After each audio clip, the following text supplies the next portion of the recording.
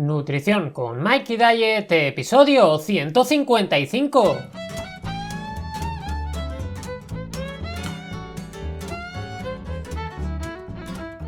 Buenos días, buenas tardes o buenas noches, dependiendo la hora que me estés escuchando, y bienvenidos a Nutrición con Mikey Diet, el podcast donde aprenderemos todas esas cosas que nos van a servir para perder peso, cambiar hábitos y conseguir nuestros objetivos. Os recuerdo que podéis entrar en mi web mikeydiet.com, mykdiet.com, y allí, aparte de todo el contenido que voy subiendo, podéis contactar conmigo para tener una consulta y que os prepare vuestro propio plan nutricional, acompañándoos paso a paso en el proceso. Y además recordad que podéis poneros en contacto conmigo para cualquier otro tema a través de mikeydiet.com/contacto. Y estamos ya miércoles 4 de diciembre del 2019 con muchas ganas para empezar un podcast más, el podcast de hoy, un podcast un poquito más de ciencia, como buen miércoles. Pero claro, ¿de qué vamos a hablar hoy? Hoy de lo que quiero hablar es de los antinutrientes. ¿Y por qué? Porque sí es verdad que he observado que hay como un miedo a no absorber todos los nutrientes, que evitamos todo lo que podemos estos posibles diablillos que llamamos antinutrientes. ¿Pero realmente son buenos o son malos para nosotros? Porque quizá el hecho de que algunos nutrientes, digamos, o algunos elementos no permitan absorber ciertos nutrientes puede que no sea tan malo como pensamos. Realmente por eso creo que el tema de los antinutrientes es bastante interesante, por ese miedo que tenemos y generalmente intentamos activar los frutos secos, remojar las legumbres, no comemos ciertos alimentos por esos compuestos. Pero es que realmente ¿qué sentido tiene hacer esto? Porque al final, ¿qué es dañino? ¿Qué nos lo es? ¿Qué tenemos que hacer? ¿Qué no debemos tener que hacer? Todos estos pequeños detalles que muchas veces no tenemos del todo claros. Pero a ver, vamos a entrar en materia. Vamos a pensar realmente ¿qué es un antinutriente? Pues a ver, un antinutriente sabemos que es un compuesto que va a interferir en la absorción o en la digestión de otros nutrientes. Es esto, no tiene nada más, es decir, simplemente es eso, ese compuesto que impide que absorbamos o digiramos algunos nutrientes. Sería como una especie de mecanismo de defensa de la planta para evitar ser comida. Pero es que en otras ocasiones es simplemente debido a la estructura propia que tiene ese alimento. Esto lo vamos a entender un poquito más adelante, pero vamos, realmente lo que tiene que quedarnos claro es que nos impide absorber algunos nutrientes. Y aquí es donde muchas veces nos echamos las manos a la cabeza y decimos, madre mía, hay que huir de ellos. ¿Dónde están mis nutrientes que se me van? Pero es que a lo mejor estamos un poquito lejos de la realidad y esto no funciona así o no tenemos que tener cuidado de esa manera. Porque ¿realmente son malos estos antinutrientes? A ver, hay muchos tipos y puede que depende de cada tipo sea mejor, peor, bueno, malo. También siempre moverse en esa escala de grises que digo muchas veces que no todo es blanco o negro, sino que muchas veces tenemos una escala de grises en la cual nos tenemos que mover y puede que algo no sea ni tan bueno ni tan malo como nos habíamos parado a pensar en un principio. Y a ver, no podemos hablar de todos y cada uno de los antinutrientes existentes, pero sí que podemos un poquito hablar de aquellos que son más conocidos, aquellos que no consideramos antinutrientes y realmente lo son, y al final con esto hacernos una idea un poquito más general de todo este tema. Entonces yo he pensado que podríamos empezar con uno que no se suele considerar antinutriente, pero realmente no deja de serlo, y es la fibra. Porque, como he dicho al principio, realmente no siempre es un mecanismo de defensa de la planta, sino que en algunas ocasiones puede depender de la estructura que tiene esa planta. Y al no venir dado por esa defensa concreta, realmente es esa estructura la que nos está impidiendo el absorber todos los nutrientes. Por eso realmente la fibra sí que se podría considerar un antinutriente. ¿Por qué? Porque realmente en muchas ocasiones dificulta la digestión, evita la absorción de algunos nutrientes. Y es que de hecho en una alimentación que tenga un contenido excesivo de fibra, para algunas personas, para ciertas personas o en ciertos momentos concretos, puede que no sea lo ideal. Pero claro, aquí hay que tener mucho ojo. ¿Por qué? Porque no sería lo ideal si lo que estamos hablando es de tomar grandes cantidades en un grupo muy concreto y reducido de personas. Pero sí que tenemos suficiente evidencia para afirmar, para asegurar que ese consumo diario de fibra es beneficioso para nosotros. Pero claro, aquí es donde nos estalla la cabeza. Si dificulta digestiones, si nos está robando los nutrientes, ¿cómo va a ser bueno para nosotros? Pues porque realmente tiene otras funciones. Es decir, entre esas funciones, yo qué sé, alimenta la microbiota intestinal, puede atenuar los picos glucémicos, nos puede proporcionar mayor saciedad durante más tiempo, puede favorecer ir al baño.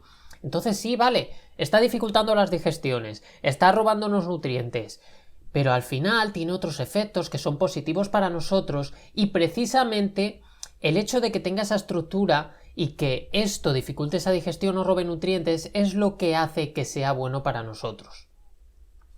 Entonces, claro, si sabemos que es buena la fibra, pero es un antinutriente o al menos actúa como un antinutriente, sería absurdo que empezásemos a decir que tenemos, yo qué sé, que triturar bien toda la verdura para impedir que la fibra actúe completamente, porque al final la fibra no deja de ser, sobre todo por esa estructura celular vegetal, que realmente en muchas ocasiones, no todos los tipos de fibra, pero sí es verdad que si tú trituras esa verdura y la cocinas todo lo que puedas, esa fibra va a actuar menos, en menor cantidad. De hecho, esta es la razón por la que es recomendable que añadamos a nuestra dieta vegetales crudos de vez en cuando, porque también son muy beneficiosos. Entonces, si ya sabemos que tenemos uno que actúa como antinutriente y que tenemos suficiente evidencia para afirmar que es bueno, ¿por qué pensamos que todos los antinutrientes son malos? Porque, por ejemplo, tendríamos también el ácido fítico. A lo mejor a algunas personas os suena y a otros no. ¿Pero qué es el ácido fítico? Es el que encontramos en semillas, en legumbres, en frutos secos. Y a ver, si cada alimento puede tener mayor o menor cantidad de este. ¿Pero qué pasa con el ácido fítico? Pues que el ácido fítico sí es algo que se intenta eliminar, por ejemplo, cuando remojamos las legumbres, pero es que el ácido fítico tiene un gran poder antioxidante. Y se está planteando además su uso para el tratamiento del cáncer. A ver, no nos engañemos, tomar el ácido fítico de las legumbres no nos va a curar el cáncer, ¿vale? Cuidado también con esto. Pero sí es verdad que tiene un gran poder antioxidante, sí es verdad que se plantea su uso para ciertos temas médicos y realmente su presencia sí que dificulta la absorción de otros nutrientes, porque cuando estamos tomando ese ácido fítico absorbemos menos calcio, absorbemos menos hierro, absorbemos menos zinc. ¿Pero qué ocurre? Que es que también se ha observado que no solamente tiene esa capacidad antioxidante, sino que nos protege del riesgo de padecer cáncer de colon, disminuye niveles de colesterol, aunque sí es verdad que habría que estudiar mejor este tema del colesterol, como ya hablé en los podcasts al respecto de esto, pero sí que tenemos que tener en cuenta todas estas cosas, ¿vale? Está dificultando la ingesta o la presencia de unos nutrientes, pero está favoreciendo otros aspectos positivos. Entonces, si por un lado nos quita unos nutrientes y por otro nos proporciona esos efectos beneficiosos, ¿realmente tenemos que preocuparnos? Pues sigue siendo una buena idea, por ejemplo, el mantener en remojo las legumbres y quitarles parte de su contenido en fitatos y también de otros antinutrientes, ¿vale? Con esto no estoy diciendo que a partir de ahora no remojéis las legumbres antes de cocinarlas, pero sí que tenemos que tener en cuenta que no todos los antinutrientes y en todas las cantidades es malo y que se queden parte de esos antinutrientes no es malo y tiene efectos beneficiosos en nuestro cuerpo.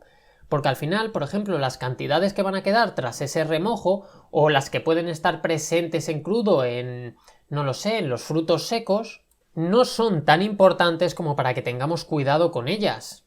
Y es que mucho menos en las cantidades que estamos acostumbrados a comer de cada uno de estos. Si es verdad que si estuviésemos hablando de cantidades muy altas podríamos llegar a discutirlo, pero en las cantidades que estamos acostumbrados a comer, que suelen ser encima muy bajas, no hay ningún problema y de hecho incluso aumentándolas tampoco habría problema. Claro, luego tenemos por ejemplo otros, como la lectina. Que la lectina es verdad que las legumbres también tienen un contenido muy alto de lectina, pero con el remojo disminuyen bastante cantidad. Y en otros alimentos es verdad que puede poseerla, pero en cantidades muy muy bajas. Entonces, ¿qué ocurre con la lectina? Que sí, que tenemos indicios de que en ciertas cantidades o de cierta forma podría tener algún efecto beneficioso. Os recuerdo, por cierto, que tenéis los enlaces a estudios que corroboran todo lo que estoy diciendo en la web, ¿vale? Entráis en la web, en el blog, donde tenéis el artículo de este podcast y ahí tenéis todos los enlaces a través de los cuales realmente podéis, si queréis meteros más a fondo, meteros un poquito más en esa literatura científica. Pero bueno, lo que decía, que realmente la lectina sí que tenemos indicios de que eso, que en ciertas cantidades puede tener efectos beneficiosos, pero es verdad que está muchísimo menos claro que con el ácido fítico.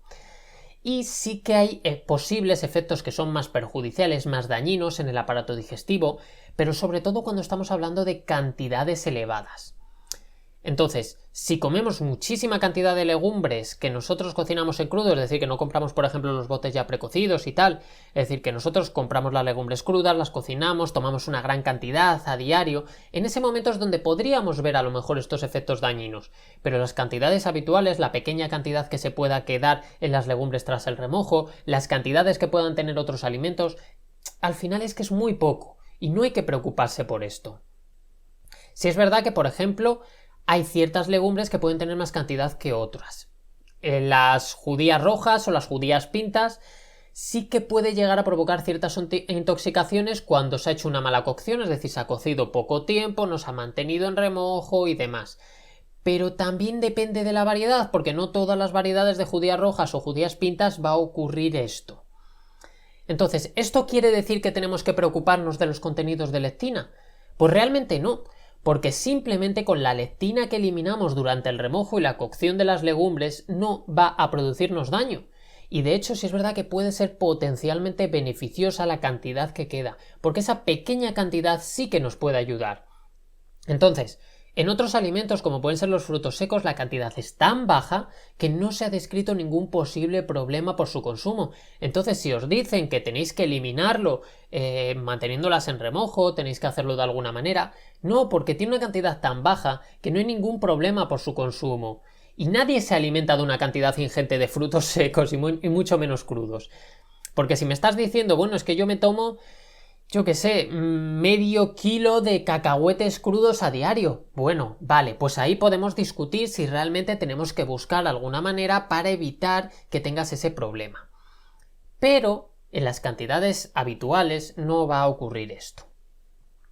Luego tenemos también otros como la solanina, que esta puede que os suene, que se encuentra en gran cantidad, por ejemplo, en la berenjena. Aunque es verdad que también está en pimientos, tomates, pero bueno, es mucha menor cantidad. La berenjena, digamos que es uno de los alimentos en los que se puede encontrar esta solanina en mayor cantidad. Y puede que hayáis escuchado que la berenjena no se puede tomar cruda porque es tóxica. Realmente esto no es así, ¿vale? Puedes comerla cruda y no tiene por qué pasar nada. Simplemente estás tomando una gran cantidad de este antinutrientes, de esta solanina. Pero puede que repitiendo eso día tras día o en grandes cantidades pudiese ser más perjudicial. Entonces, en ese sentido, si es verdad, estás tomando berenjena cruda todos los días, a lo mejor ahí sí que hay que actuar, pero un día que tomes berenjena cruda no pasa nada. También os digo, tomar berenjena cruda, al menos en mi caso, no lo veo factible porque es que tiene una capacidad tan astringente que se te queda la lengua como seca, como si hubieses tomado vino. Es que es muy fuerte esa sensación. Pero bueno, que realmente puede ocurrir que hay gente que se la tome cruda. Vale, pues si lo haces día tras día, mucha cantidad, pues a lo mejor sí te tienes que pensar el hecho de empezar a cocinarla para eliminar esta solanina o mantenerla en remojo o algún tipo de tratamiento. Pero si lo que haces es un día concreto, un día cada X tiempo, no va a pasar nada. Y por supuesto con el pimiento o tomate crudo no va a ocurrir absolutamente nada, ¿vale? No os preocupéis. Pero ¿qué ocurre? ¿Esto por qué es? Porque al final depende todo de la cantidad, es lo que vengo hablando durante todo el podcast, que en grandes cantidades puede hacer daño, pero en pequeñas cantidades, como es un consumo normal y habitual que hagamos de pequeñas cantidades, realmente puede llegar a ser hasta beneficioso. Entonces, al final, si dudas de cuánto es consumir mucho y cuánto es consumir poco, ahora si queréis, mira, al final de todo esto hablo un poquito de esto, no lo tenía apuntado, pero mira, voy a hablar sobre qué sería consumir mucho y qué sería consumir poco. Ahora vamos a pasar a los oxalatos, que también me parece interesante, porque aquí es otro ejemplo muy claro de que tomar demasiado es malo y tomar poco es bueno. ¿Por qué? Porque, por ejemplo, las espinacas, que tienen una gran cantidad de oxalatos, sobre todo, todos los vegetales de hoja verde suelen tener una cantidad de oxalato mayor, ¿vale? Pero las espinacas tienen mucha cantidad. Entonces, comer espinacas incluso crudas en general es beneficioso para nuestra salud. Pero cuando nos estamos pasando 3 pueblos, y esto lo hacemos cuando hacemos consumos poco corrientes, como puede ocurrir con los batidos detox, ya la cosa cambia. De hecho, en el 2015 la EFSA anunciaba que había un posible problema con intoxicación por oxalato debido al aumento del consumo de estos batidos verdes super healthy guays del Paraguay. ¿Por qué? Porque al final todo depende del consumo que hacemos. Cuando comemos, por ejemplo, como es en el caso de los batidos, una gran cantidad de esas espinacas crudas y lo hacemos encima a diario, todas las mañanas, en una cantidad que probablemente si nos pusiesen en el plato no nos apetecería ni siquiera terminárnoslo, pues al final, al tener ese poder saciante menor, al tomarlo más cantidad, más a menudo, pues hay mucha mayor probabilidad de tener este problema por un exceso de consumo del oxalato. Pero cuando comemos normal, incluso aunque tú a diario te tomes una ensalada con espinacas crudas, lo más probable es que ese oxalato no te produzca ningún daño y que sea beneficioso para tu salud. Entonces al final sí es verdad que podríamos seguir hablando, ¿no? Porque hay un montón. Hay saponinas, inhibidores de la tripsina, isoflavonas, chaconines, y podríamos hablar de cada uno de ellos. Pero es que al final llegamos a las mismas conclusiones, que si tomo poco, está bien, si tomo mucho, está mal. Y esto no quiere decir que los antinutrientes sean malos. De hecho, muchos de ellos tienen efectos beneficiosos e interesantes para la salud. El problema de todo esto es hacer un consumo exageradamente alto. Entonces, vamos a hablar de esto. ¿Cuánto sería mucho? Porque claro, hay que tener en cuenta que hay ciertos aspectos culinarios, como puede ser, por ejemplo, remojar las legumbres, machacar o remojar las semillas, cocinar la berenjena, que es importante tener en cuenta. Pero es que son muy poquitos alimentos con los que realmente debemos tener ese especial cuidado. Sin embargo, para el resto de alimentos que contienen antinutrientes, ¿cuánto sería mucho? Por ejemplo, si yo tomo mucha cantidad de verduras o de frutos secos, ¿voy a tener problema? Pues puede que incluso si como a diario legumbres, por muy remojadas y cocinadas que estén, o berenjena, ¿realmente existe posibilidad de que peligre mi salud? Y aquí es donde no sabemos muy bien cómo actuar, porque claro, yo os puedo decir, es que un consumo exagerado, pero es que ¿cuánto es mucho? Pues a ver, mucho, por ejemplo, sería meter una gran cantidad de estos alimentos en un batido, como ocurre con los oxalatos. Mucho sería tomar legumbres sin remojar 2 veces al día o tomar 2 bolsas diarias de frutos secos. Al final, un consumo normal o incluso un consumo que sea elevado con respecto a lo que hacemos en general la mayor parte de la población no produce daño. Incluso llegar al punto de tomar esa verdura 3 veces al día, legumbres otras 2 o 3 veces, mientras tú tengas en cuenta esas cosas, por ejemplo el cocinado de la berenjena, el remojado de la legumbre, pues lo más probable es que no te vaya a llegar a producir ningún daño. Pero incluso así, porque claro, así podemos seguir teniendo dudas. Entonces, ¿cómo puedo saber si me estoy pasando? Bueno, pues si tengo problemas digestivos, si digiero mal, si me duele el estómago, si me dan náuseas después de comer, si noto síntomas que sean digestivos y estoy haciendo un consumo excesivo de algún alimento que probablemente pueda contener antinutrientes, prueba a disminuir su consumo, prueba a cocinarlo, o prueba a mantenerlo en remojo, o prueba a comerlo de distintas formas, a ver cómo te sienta. Pero también hay que tener mucho ojo con esto. ¿Por qué? Porque si nunca has tomado mucha verdura ni muchas legumbres, es muy normal que al principio te vaya a sentar peor. De hecho, si tu consumo era prácticamente cero, lo mejor es que lo vayas introduciendo poquito a poquito. ¿Por qué? Porque tu estómago y tu sistema digestivo tienen que aprender a afrontar ese nuevo alimento menos digerible. Estamos muy acostumbrados a tomar alimentos que se absorben muy bien, que se digieren muy rápido, que no hay ningún problema, y en el momento que metemos estos alimentos de más difícil digestión, que ojo, ya hemos visto, más difícil digestión no quiere decir que sean malos, pero como son alimentos de más difícil digestión, pues entonces creemos que nos sientan mal. Y no es así, es que tenemos que ir acostumbrándonos poco a poco. Así que tenemos que tener en cuenta esto. Si nunca hemos tomado verduras, si nunca hemos tomado legumbres o lo hacemos una cantidad muy pequeña, no metas todo de golpe. Empieza poquito a poquito a introducirlo en tu alimentación, mira a ver cómo te va sentando, prueba distintos tipos de cocción, manténlo más, menos tiempo en remojo y vas probando hasta que poco a poco te vas acostumbrando a ese consumo. Pero por supuesto, si estás haciendo un consumo muy elevado de algún tipo de alimento y tienes estos síntomas de no digiero bien, me da náuseas, tengo muchos problemas, tal, pues entonces en ese caso puede que sea preferible que intentes disminuirlo, que cambies el modo de cocción y ver cómo te va sentando. Pero vamos, que al final los antinutrientes no son malos y de hecho son interesantes en pequeñas cantidades y pueden ser beneficiosos, porque además pueden otorgar mayor saciedad, algunos actúan como antioxidantes, otros favorecen a la microbiota intestinal.